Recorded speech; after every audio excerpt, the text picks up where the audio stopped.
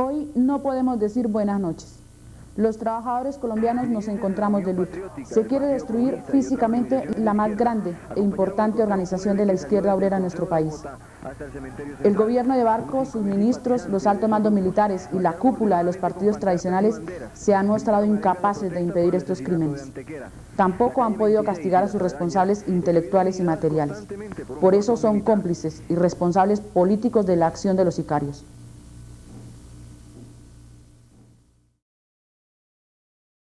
Mi nombre es Manuela Gaviria Serna, soy de Medellín, nací en Medellín, tengo 30 años, pero me vine a vivir a Bogotá desde que tenía 8 años de edad.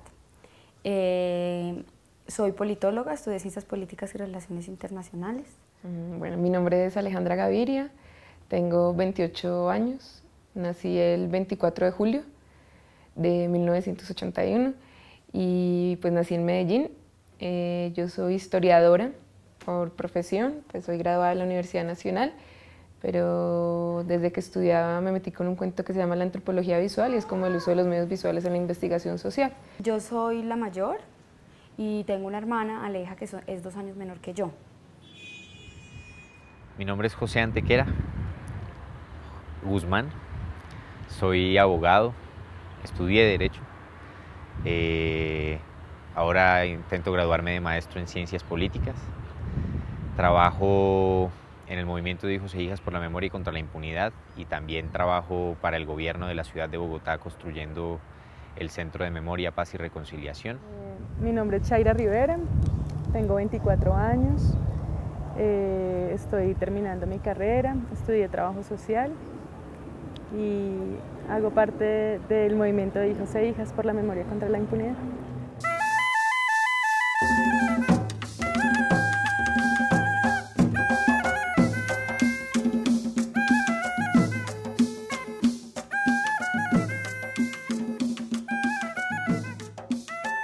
Mi papá era un estudiante de Comunicación Social y Periodismo en la Universidad de Antioquia, pero también estaba haciendo unas prácticas y su trabajo en CIMESA, creo que se llama así, que era el Sindicato de Trabajadores de la Industria de la Metalurgia. La sede de ese sindicato quedaba en el centro de Medellín.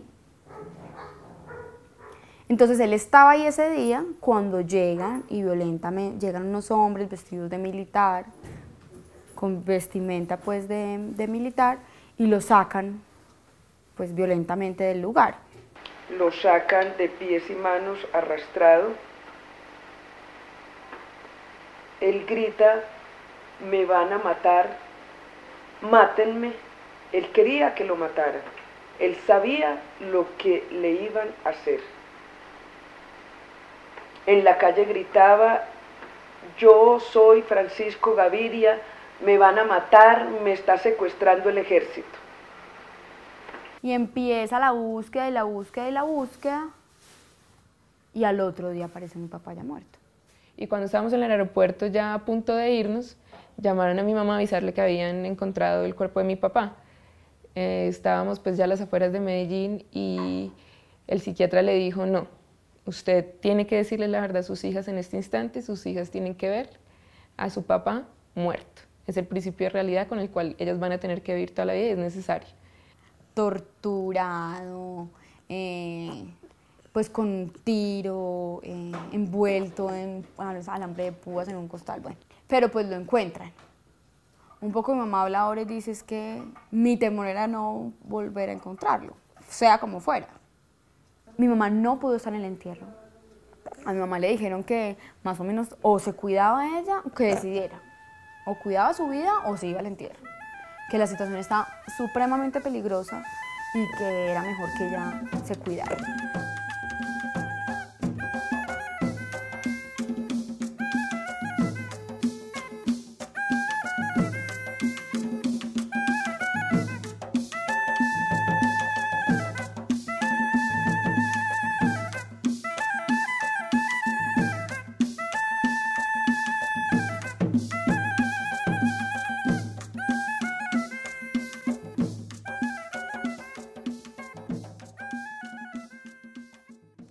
Mi padre era sindicalista, Él estaba metido en las luchas y las reivindicaciones laborales. Se llamaba Guillermo Rivera, tenía 51 años cuando lo desaparecieron. Él el 22 de abril, más o menos a eso de las 6 de la mañana, sale a dejar a mi hermanita menor ahí a la ruta del colegio, en la portería del conjunto donde vivíamos.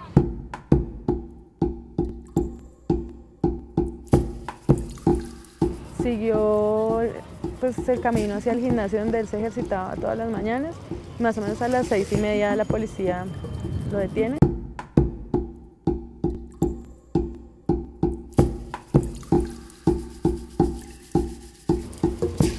Se lo llevan.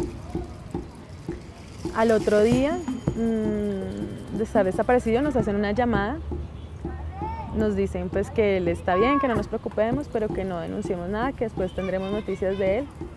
El 1 de mayo una testigo nos llama y nos dice que vio esa mañana a mi papá trotando y que vio cuando un policía lo sube a la fuerza a una camioneta de la policía.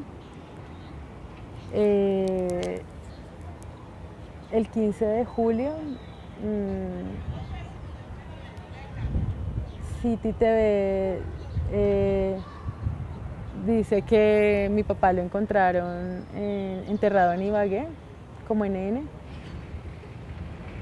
Más o menos a la hora la fiscal que lleva el caso de mi papá nos confirma que era cierto, pero pues muy irónico que nos enteremos primero por los medios de comunicación y no por las personas que estaban encargadas de la investigación. Según el dictamen forense de Ibagué, que está en Ibagué, pues dice que él lo encuentran el 24 de abril en las horas de la mañana. Lo encuentra un campesino en un botadero de escombros, vía del Totumo.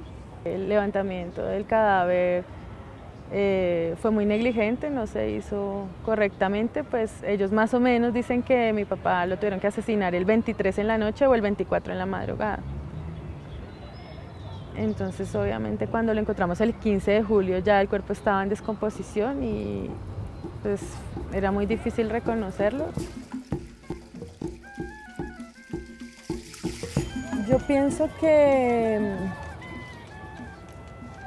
desde los 80 nada ha cambiado, o lo único que ha cambiado son las formas de violencia contra todo aquel que piensa distinto.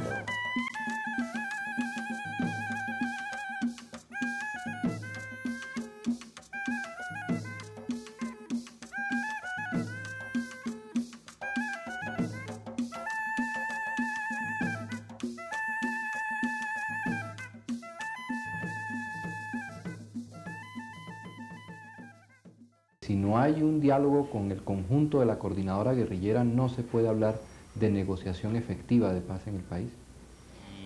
Bueno, cuando tenía 5 años, mi padre fue asesinado, era dirigente nacional de la Unión Patriótica y fue asesinado un 3 de marzo de 1989. Entonces eso marcó también mi infancia, porque aunque fue una infancia muy feliz, comenzó a estar marcada por saberse uno parte de una historia que para las personas era extraña, temerosa, muy difícil. En esos años se vivía mucha violencia.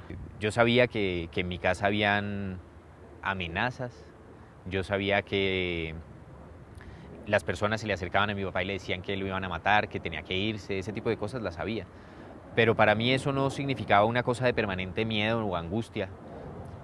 No te sé decir por qué, creo que tal vez mis padres supieron manejar muy bien la situación, pero yo nunca lo percibí como una cosa que me afectara y me llenara de miedo y de temor. Cuando llega al aeropuerto, entra por la puerta principal. En ese momento, por la otra puerta también entra el que fue presidente de la República, Ernesto Samper, en ese momento era senador. Entonces ambos se dan la mano para saludarse, hola Pepe, hola Ernesto.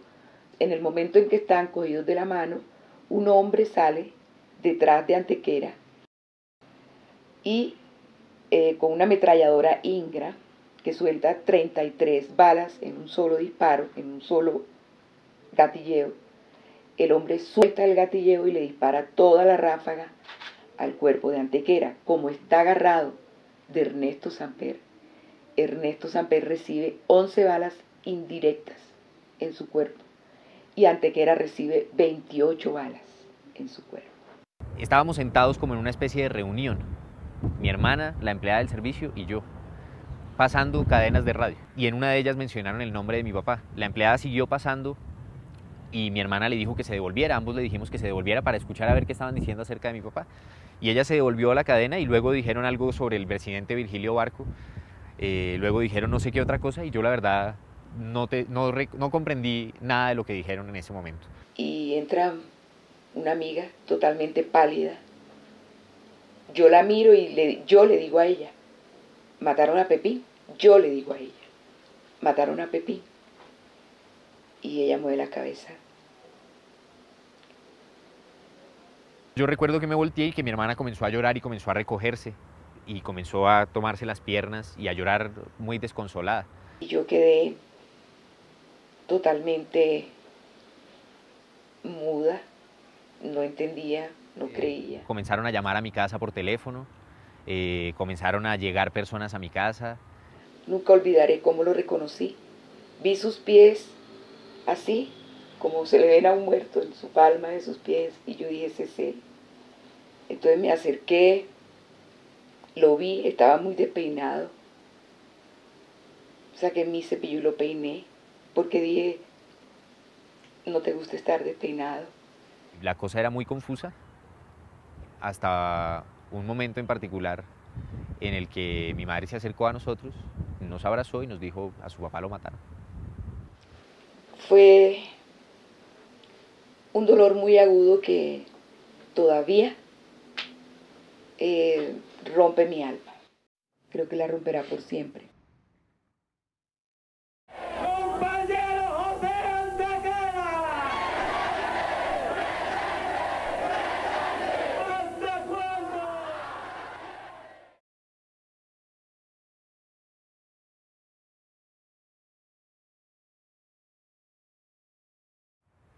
Hacia el año 2005 hay muchas cosas que confluyen para, digamos, convertir en muy relevante mi testimonio como hijo de una persona que había sido líder de la Unión Patriótica y asesinada.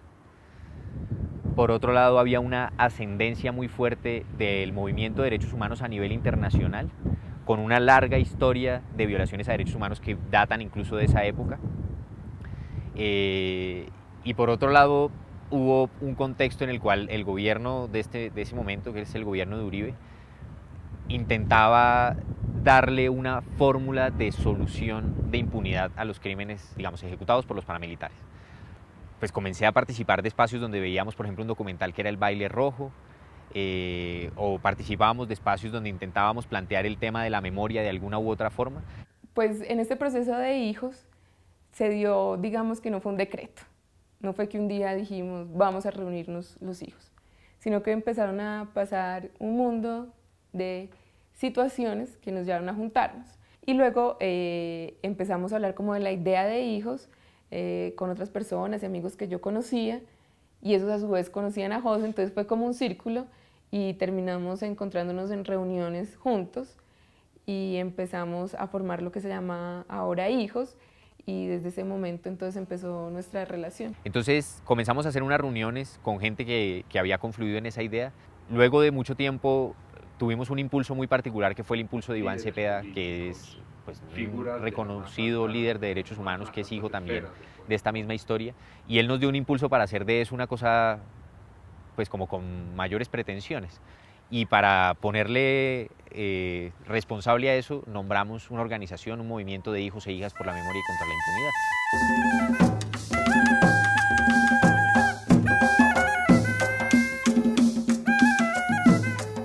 pensarse qué estaba pasando con este país. Todos teníamos como ese ideal de pensarnos, bueno, en cada caso tiene que haber justicia, este país tiene que conocer esta historia, porque esta historia no tiene que pertenecer a unos pocos. Es la historia de este país, la cual tenemos que reconocer todos, tenemos que procesar y tener una posición frente a ella. Entonces hicimos un evento que fue el lanzamiento público de Hijos e Hijas el 8 de julio de 2006. Lo hicimos en el Planetario Distrital. A partir de ahí empezamos ya a abrirnos y empezamos a hacer homenajes nacionales. Entonces hicimos uno que se llamó Por más que les pese la memoria crece. Luego hicimos otro en Medellín, antes que fue el de mi papá. Luego hemos hecho en Bogotá múltiples homenajes y en distintos lugares cada vez que podemos hacer un homenaje, pues ahí estamos. Hagamos una conmemoración, movámonos. Y eso nos sirvió mucho de pretexto para también ir fortaleciendo la vida organizativa del movimiento. Se volvió un estilo de hacer las cosas, el vincular el valor simbólico, la carga simbólica de expresión y la creatividad para decir las cosas de una manera distinta a como la decían nuestros padres y a nosotros ya no nos gustaba, que era simplemente el discurso, la arenga o la denuncia formal. Un espacio donde crear, donde acercarme a la política, digamos, de una forma distinta a la que uno se puede acercar desde un partido político. Eso es un espacio donde uno se puede acercar a la política desde el arte, desde la cultura, desde la movilización social.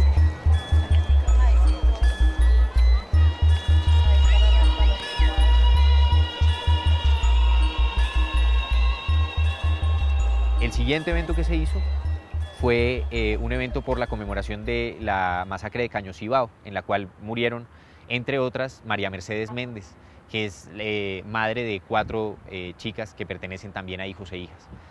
Y ese evento lo que tenía de particular es que nos llevaba no a conmemorar aquí en Bogotá, donde las cosas son, entre comillas, pacíficas en ese sentido, sino llevarlas al terreno concreto de la confrontación, que era el Ariari, en el Meta. Una experiencia súper bonita de trabajo con la memoria, porque sabemos que fue muy importante para la población del Castillo Meta, para la población de todo el Meta que llegaron allá, porque a este evento llegaron personas de todas las partes del Meta, y para las hermanas García Méndez. Solo con el impulso de ellas hicimos una gran conmemoración de convocar al pueblo con música, con cantos, con pinturas, con muchas cosas. Y eso se volvió durante un tiempo una dinámica muy fuerte en Hijos. En nombre de la Asociación Campesina del Valle del Cimitarra y en solidaridad con los compañeros muertos en este lugar.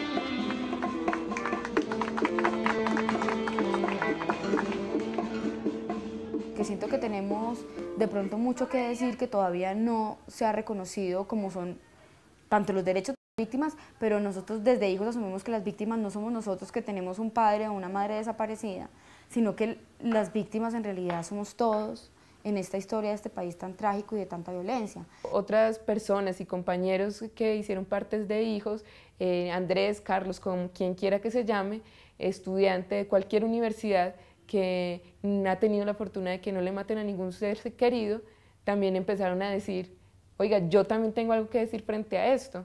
Además, porque hay muchas cosas sobre las cuales no sé y necesito saber para explicarme lo que hoy está sucediendo. Porque la situación actual de nuestro país tiene mucho que ver con el exterminio de posibilidades de izquierda. Estas son las gafas de mi papá, son exactamente las que tenía puestas el día que se murió. Bueno, luego habría básicamente que ver cada objeto. Y esta es su mochila, que es como una... Si alguien fuese a decir cuál era su característica, pues era como cargar la mochila. Esta era su agenda. Pues la primera cosa que tiene en particular es que pues, tiene las marcas de las balas, de los quemadas de las balas. Creo que la cargaba acá. La estatua de Lenin, que ahí moverla es un poco frágil, pero lo que me parece maravilloso es eso, es como un espacio donde no se niegan las cosas. Cualquiera que entra a mi casa tiene que ver que mi papá era leninista, que tiene que ver que tiene medallas de la Unión Soviética, tiene que ver que hay cosas que son reales.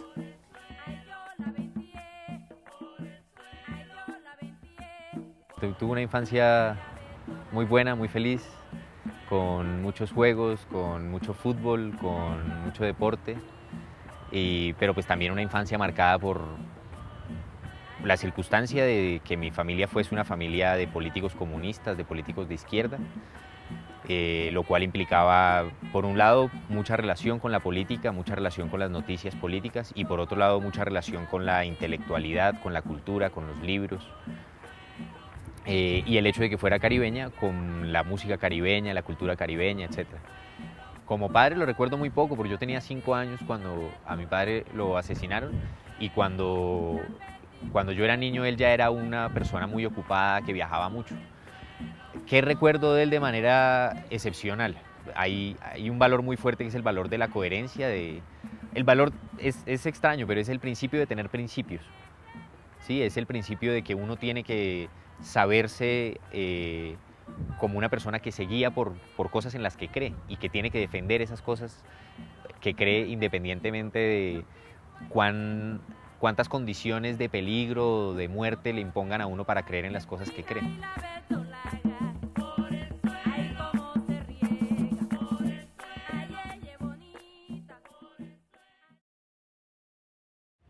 Fue una infancia, no sé, tranquila, feliz. Mi padre, aunque no vivía conmigo, estaba muy pendiente de mí, compartía con él los fines de semana, estaba muy pendiente pues, de mis cosas, del colegio, me llamaba constantemente. Parte de mi infancia fue en el barrio Policarpa. Allá vivía pues, con mis papás y con mi familia materna, en una casa bastante grande. Vivíamos chiquitos en un barrio súper popular en Medellín, que se llamaba el Tricentenario. Entonces fue un barrio además donde se fue a vivir toda la gente de izquierda. Yo digo que mi papá, en su poco tiempo que estuvo conmigo, siempre me dio lo que me tenía que dar. Suficiente, demasiado diría yo. Siempre me acuerdo de mi papá muy tranquilo, súper tolerante, respetuoso, como escuchando mucho. Escuchaba y luego intervenía. A uno siempre lo ponía era como a hablar, cuéntame, no sé qué, cómo te fue. Él llegaba y entonces era todo el tiempo conmigo, no le ponía atención a absolutamente nada más. Y como les digo, todos los días me recogía, todos los días almorzaba con él, hacía la siesta, me leía un cuento. Como el respeto hacia los demás, hacia la forma de pensar de los demás, el compromiso frente a lo que me proponía hacer, la constancia. Creo que mis padres se preocupaban mucho por eso. Amante del arte, era una persona que le encantaba pintar, ¿no? Entonces él se dedicaba a hacer murales, encargado por el Partido Comunista, haciendo alusión pues, como al partido y a todas sus luchas.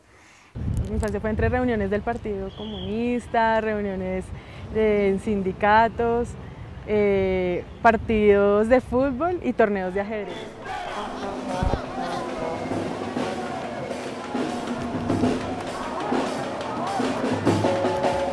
El mayor deber, la mayor función, la mayor misión de un movimiento como el que yo pertenezco, como Hijos e Hijas, es mi motivación, es que logremos que aquello que se considera que es una cosa que le ha ocurrido a unas personas en Colombia sea comprendido por nuestro país y por el mundo como una cosa que le ocurrió al país entero y al mundo.